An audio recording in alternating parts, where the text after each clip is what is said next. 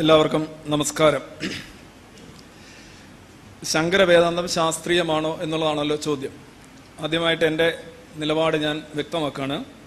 അല്ല അല്ല അല്ല. ഞാനിപ്പോൾ 3 അല്ല എന്ന് പറഞ്ഞിട്ടുണ്ട്. അതെന്തുകൊണ്ടെന്ന് എൻ്റെ രണ്ടാമത്തെ അവതരണ ഭാഗത്ത് ഞാൻ വ്യക്തമാക്കാൻ ബാധ്യസ്ഥനാണ്. ഞാനത് ചെയ്യുകയും ചെയ്യാം. ശങ്കരവേദാന്തം എന്ന് പറയുമ്പോൾ 2 ടേമുകളാണുള്ളത്. ഒന്ന് ശങ്കരൻ, മറ്റൊന്നുള്ളത് വേദാന്തം. ശങ്കരൻ ആരാണെന്നുള്ളതിനെക്കുറിച്ച് നമുക്കൊരു ഏകദേശ ധാരണയുണ്ട്. ശങ്കരൻ ജീവിച്ചിരുന്നോ, അല്ലെങ്കിൽ അദ്ദേഹം BC-യിലാണോ ജീവിച്ചിരുന്നത്, AD 4-ാം നൂറ്റാണ്ടിലായിരുന്നോ, AD നമുക്കെല്ലാം പോപ്പുലറായിട്ട് അറിയപ്പെടുന്നുള്ള 788 മുതൽ 820 വരെയുള്ള കാലഘട്ടമാണോ, ഇങ്ങനെ ഒരാൾ ഉണ്ടായിരുന്നോ? കാര്യം ശങ്കരൻ്റെ കഥകൾ, ശങ്കര ദിഗ്വിജയം, അതുപോലെ തന്നെ ശങ്കരൻ്റെ വിജയം സംബന്ധിച്ചുള്ള നമ്മൾ ഈ ഇസ്ലാമിക ചരിത്രത്തിലൊക്കെ നമ്മൾ സീറകളും അതുപോലെ തന്നെ ഹദീസുകളും പോലെ വിഭ്രമം ജനിപ്പിക്കുന്നവയാണ്.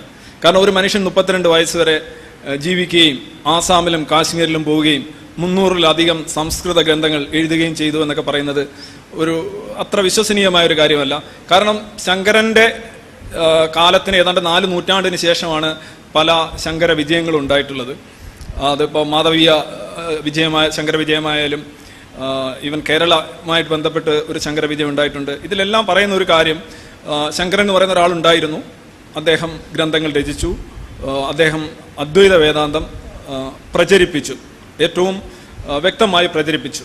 ഇവിടെ ഞാൻ 2-3 കാര്യങ്ങൾ ആദ്യമേ പറയാൻ ആഗ്രഹിക്കുന്നു. ശങ്കരനുണ്ടോ ഇല്ലയോ എന്നുള്ളത് എൻ്റെ ഒരു തർക്ക വിഷയമല്ല. ഉണ്ടായാലും ഇല്ലായാലും അതൊരു വിഷയമല്ല. അതിൽ എന്താ പറയുക, കൃഷ്ണനുണ്ടോ ക്രിസ്തു ഉണ്ടോ എന്നൊക്കെ ചോദിക്കുന്നതാണ്. ഇപ്പോൾ കൃഷ്ണനുള്ളതും കൃഷ്ണൻ ഇല്ലാത്തതും തമ്മിൽ വലിയ വ്യത്യാസമൊന്നുമില്ല. ഇല്ലാതിരിക്കുന്നതാണ് കൂടുതൽ നല്ലത്. അതുകൊണ്ട് ശങ്കരനുണ്ടോ, ശങ്കരൻ്റെ ചരിത്രപരത ഞാനിവിടെ തർക്കിക്കാൻ ഉദ്ദേശിക്കുന്ന കാര്യമല്ല.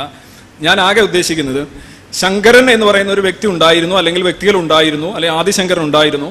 അവർ മുന്നോട്ട് വെച്ചിട്ടുള്ള അദ്വൈത വേദാന്തം എന്ന് പറയുന്ന തത്വം, അതിൻ്റെ ശാസ്ത്രീയതയാണ് പറയാൻ ഉദ്ദേശിക്കുന്നത്. വേദാന്തം എന്ന് പറയുമ്പോൾ നമുക്കറിയാം വേദത്തിൻ്റെ അന്തമായി വരുന്നത്. വേദം എന്ന് പറയുമ്പോൾ സംഹിതയുണ്ട്, ബ്രാഹ്മണങ്ങളുണ്ട്, ആരണ്യങ്ങളുണ്ട്, ഉപനിഷത്തുകളുണ്ട്. ഈ ഉപനിഷത്തുകളുടെ പൊതു ധാരണയാണ് ശങ്കര വേദാന്തം എന്നുള്ള ഒരു ധാരണ നിലവിലുണ്ട്. അത് ഏതാണ്ട് 100% തെറ്റാണ്. കാരണം നമ്മളുടെ ഉപനിഷത്തുകൾ അങ്ങനെ പൊതുവായി ഒരു ധാരണ മുന്നോട്ട് വെക്കുന്നില്ല. 1180 ഉപനിഷത്തുകളുടെ ഒരു കഥയുണ്ട്. 108 ഉപനിഷത്തുകളുടെ, മുക്തികോപനിഷത്ത് അരുൺ പറഞ്ഞ കാര്യം വേറൊരു കഥയുണ്ട്. 13 ഉപനിഷത്തുകളുടെ കഥയുണ്ട്. 1656 ദാറോ ഷെക്കോവ് എന്ന് പറയുന്ന ഷാജഹാന്റെ മകൻ 50 ഉപനിഷത്തുകളാണ് പേർഷ്യൻ ഭാഷയിലേക്ക് ട്രാൻസ്ലേറ്റ് ചെയ്തത്. ഇപ്പോൾ നമ്മൾ ഏറ്റവും കൂടുതൽ അറിയപ്പെടുന്ന ദശോപനിഷത്തുകളാണ്. ആ ദശോപനിഷത്തുകളിൽ തന്നെ ഏതൊക്കെയാണ് ഉൾപ്പെടുത്തേണ്ടത് എന്നുള്ള കാര്യത്തിൽ ചില ലിസ്റ്റുകളിൽ വ്യത്യാസമുണ്ട്. ദക്ഷിണേന്ത്യയിലുള്ള ലിസ്റ്റുകളല്ല ചിലപ്പോൾ ഉത്തരേന്ത്യയിലുള്ളത്. പക്ഷെ നമുക്ക് സുകുമാരഴിക്കോടിലേക്ക് നമുക്കറിയാം ഈശോവാസം തൊട്ട് ഐതരേയം, കേനം, കടം, അതേപോലെ തന്നെ മാണ്ഡൂക്യം, ചാന്തോക്യം, ബൃഹദാരണ്യം, തൈത്തരീയം, അങ്ങനെ തുടങ്ങിയ 10 ഉപനിഷത്തുകളാണ് നമ്മൾ എടുക്കുന്നത്. ഈ 10 ഉപനിഷത്തുകൾക്കും ശങ്കരൻ ഭാഷ്യം ചമച്ചിട്ടുണ്ട്.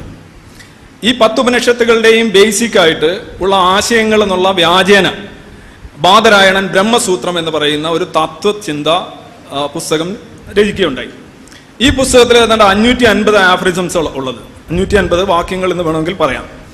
ഇത് ബാദരായണൻ ആദ്യമായി ചെയ്തത് ഉപനിഷത്തുകളിൽ പരന്നു കിടക്കുന്ന വിവിധങ്ങളായിട്ടുള്ള ഭിന്നങ്ങളായിട്ടുള്ള ആശയഗതികളിൽ തനിക്ക് വേണ്ടവയെ തെരഞ്ഞെടുത്തുകൊണ്ട് ഒരു പുസ്തകം ഉണ്ടാക്കുകയാണ് ചെയ്തത്. ബാദരായണന്റെ ബ്രഹ്മസൂത്രത്തിൽ അദ്വൈത വേദാന്തം ഇല്ല. ഉപനിഷത്തുകളിൽ പൊതുവായി നോക്കുകയാണെങ്കിലും അദ്വൈത വേദാന്തം ഇല്ല. ഇനി വേദങ്ങളിൽ നോക്കുകയാണെങ്കിലും അദ്വൈത വേദാന്തം എന്ന് പറയുന്ന ശങ്കരന്റെ മായാവാദ സിദ്ധാന്തം ഇല്ല. അപ്പോ എങ്ങനെയാണ് പിന്നെ ഈ അദ്വൈത അല്ലെ മായാവാദം അദ്വൈതൻ സ്വീകരിച്ചത് എന്നുള്ളത് ഞാൻ എൻ്റെ രണ്ടാമത്തെ അവതരണ ഭാഗത്ത് എൻ്റെ ശാസ്ത്രീയത പരിശോധിക്കുമ്പോൾ പറയാമെന്ന് കരുതുകയാണ്. നമ്മൾ പ്രധാനമായും മഹാവാക്യങ്ങൾ ഉപനിഷത്തുകളിൽ എടുക്കാറുണ്ട്.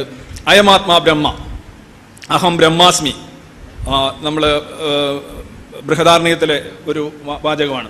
ചാന്തോക്യത്തിലെ തത്വമസി, പ്രജ്ഞാനാം ബ്രഹ്മ ഐതരേയത്തിൽ വരുന്നൊരു വാക്കാണ്. സർവം ഖലിതം ബ്രഹ്മം ശ്വേതശോധര ഉപനിഷത്തിൽ വരുന്ന ഒരു സാധനമാണ്.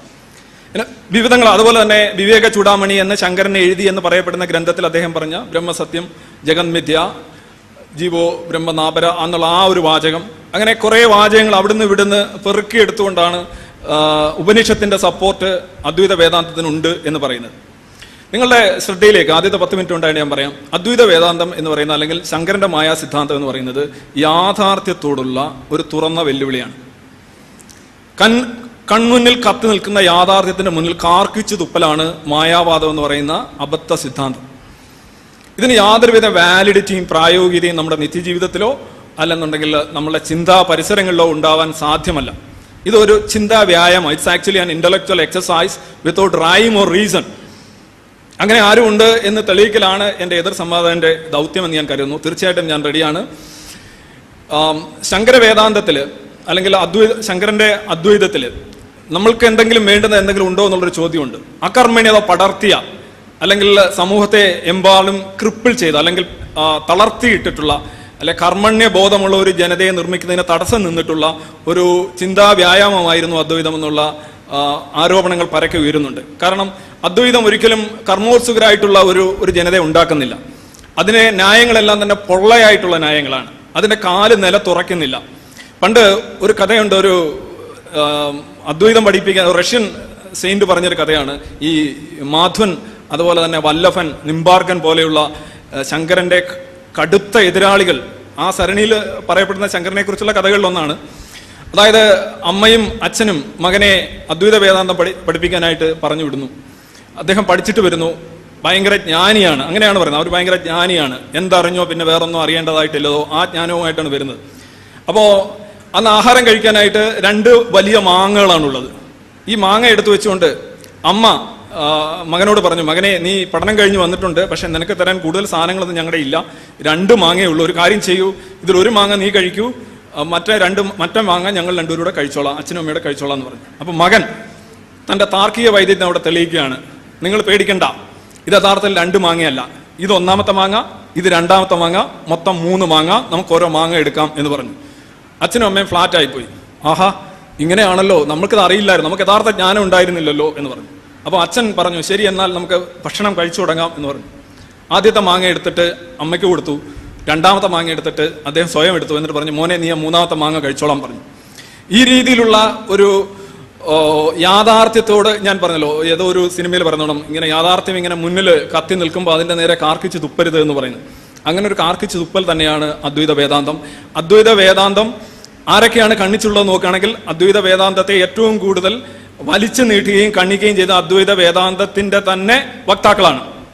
അദ്ദേഹത്തിന്റെ തന്നെ വക്താക്കളായി അദ്ദേഹത്തിന്റെ തന്നെ അനുയായികൾ ചെയ്തിട്ടുണ്ട്. 9ാം നൂറ്റാണ്ടിൽ തന്നെ, അതായത് അദ്വൈത വേദാന്തം ശങ്കരൻ പ്രചരിപ്പിക്കുന്നത്, ശങ്കരൻ അല്ല അദ്വൈത വേദാന്തം കൊണ്ടുവന്നത്, ശരിക്കും ഗൗഡപാദരാണെന്ന് എല്ലാവർക്കും അറിയാം. അദ്ദേഹം ശങ്കരന്റെ ഗുരുവിന്റെ ഗുരുവാണ്. ഉപനിഷത്തുകൾ ഉണ്ട് എന്ന് ഗൗഡപാദർ അവകാശപ്പെടുന്നുവെങ്കിലും ഉപനിഷത്തിലുള്ള സാധനമല്ല, ഗൗഡപാദർക്ക് എവിടെ നിന്ന് കിട്ടിയെന്നും എല്ലാവർക്കും അറിയാവുന്ന കാര്യമാണ്. അപ്പോൾ ശങ്കരന്റെ 9ാം നൂറ്റാണ്ടിൽ തന്നെ ഭാസ്കരൻ ശങ്കരനെ അതിനിശ്ചിതമായിട്ട് വിമർശിച്ചുകൊണ്ട് മുന്നോട്ട് വരികയുണ്ടായി. പിന്നെ രാമാനുജൻ വന്നു, അതിനുശേഷം മാധ്വൻ വന്നു, നിംബാർക്കൻ വന്നു, വല്ലഭൻ വന്നു. ഇവരെല്ലാവരും തന്നെ ഈ ഉപനിഷത്തുകളുടെ സാരം അദ്വൈത വേദാന്തം അല്ല എന്ന് വളരെ കൃത്യമായിട്ട് പറഞ്ഞിട്ടുണ്ട്.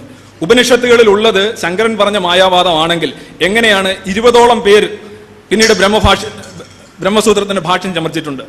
ഇവരെല്ലാം ബ്രഹ്മസൂത്രത്തിന് ഭാഷ്യം ചമച്ചിട്ട് ഇവർക്ക് ആർക്കും തന്നെ മായാവാദം കിട്ടുന്നില്ല. ഇവർക്കാരും തന്നെ ശങ്കരൻ ഉണ്ടാക്കിയ അദ്വൈതവാദം കിട്ടുന്നില്ല. ഇവരെല്ലാം തന്നെ ചിലർ ദ്വൈതത്തിൽ പോകുന്നു, രാമാനുജൻ വിശിഷ്ടാദ്വൈതത്തിൽ പോകുന്നു, ദ്വൈതാദ്വൈതത്തിൽ പോകുന്നു, ശുദ്ധാദ്വൈതത്തിൽ പോകുന്നു, പലരും പല രീതിയിലേക്ക് പോവാണ്. അതിനകത്ത് വൈഷ്ണവിസം കടന്നു വരുന്നു, ശൈവിസം കടന്നു വരുന്നു.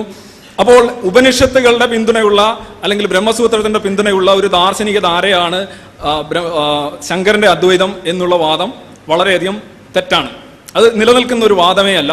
അത് യഥാർത്ഥത്തിൽ ഗൗഡപാദരാണ് കൊണ്ടുവന്നത്. ഗൗഡപാദരുടെ സോഴ്സ് ഒരിക്കലും ഉപനിഷത്തുകളായിരുന്നില്ല. ഈ ബ്രഹ്മ എന്നുള്ള ഒരു പ്രധാനപ്പെട്ട ആശയമാണ് അദ്വൈത വേദാന്തത്തിന്റെ കാതലായിട്ടുള്ളത്. ബ്രഹ്മം എന്ന് പറഞ്ഞാൽ അൾട്ടിമേറ്റ് റിയാലിറ്റി. ഈ ബ്രഹ്മം യഥാർത്ഥത്തിൽ നശിക്കാത്തതും ജനിക്കാത്തതുമാണ്. ഈ ബ്രഹ്മത്തിന്റെ ഒരു റിഫ്ലക്ഷൻ ആണ് യഥാർത്ഥത്തിൽ ജഗത്തായി അല്ലെങ്കിൽ ഈ ലോകമായി നമുക്ക് കാണുന്നത്. ഈ ലോകം ഉള്ളതല്ല, ഈ ലോകം ഉണ്ട് എന്ന് നമുക്ക് തോന്നുന്നത് മായ മൂലമാണ്. എന്താണ് മായ എന്നൊക്കെ നമുക്ക് അടുത്ത റൗണ്ടിൽ നോക്കാം. ഈ മായ ഉണ്ടാവാൻ കാരണം അവിദ്യയാണ്. ഈ അവിദ്യ എന്നൊക്കെ പറയുന്ന സാധനത്തെക്കുറിച്ച് ശങ്കരൻ പറയുന്നത് ഇൻഎക്സ്പ്ലിക്കബിൾ എന്നാണ്. അത് എന്താണെന്ന് അദ്ദേഹത്തിന് തന്നെ അറിയില്ല. അദൃഷ്ടം എന്നൊരു സങ്കല്പമുണ്ട് ന്യായവൈശേഷികത്തിൽ, അവ്യക്തമുണ്ട് സാങ്ക്യത്തിൽ. അതുപോലെ തന്നെ പ്രധാന ഘട്ടം വരുമ്പോൾ എന്താണ് എന്ന് പ്രധാനമായി പറയേണ്ട ഘട്ടം വരുമ്പോൾ സ്റ്റിയറിംഗിൽ നിന്ന് കൈയെടുക്കുന്ന ഒരു രീതിയാണ് ശങ്കരനും ചെയ്തിട്ടുള്ളത്. എങ്ങനെയാണ് അവിദ്യ, അവിദ്യയുടെ കണ്ടന്റ് എന്താണ്, അതിൻ്റെ ഉള്ളടക്കം എന്താണ് എന്നുള്ള ചോദ്യങ്ങൾ വരുമ്പോൾ സമയം താങ്ക് യു. ഞാൻ എൻ്റെ അവതരണത്തിൽ 40 മിനിറ്റ് അവതരണത്തിൽ ഈ വിഷയം കൂടുതൽ വിശദമായിട്ട് പറയാൻ ശ്രമിക്കുന്നതാണ്. ഇതാണ് എനിക്ക് ഉള്ളടക്കപരമായിട്ട് ഇൻട്രഡക്ടറി ആയിട്ട് പറയാനുള്ളത്. Thank you.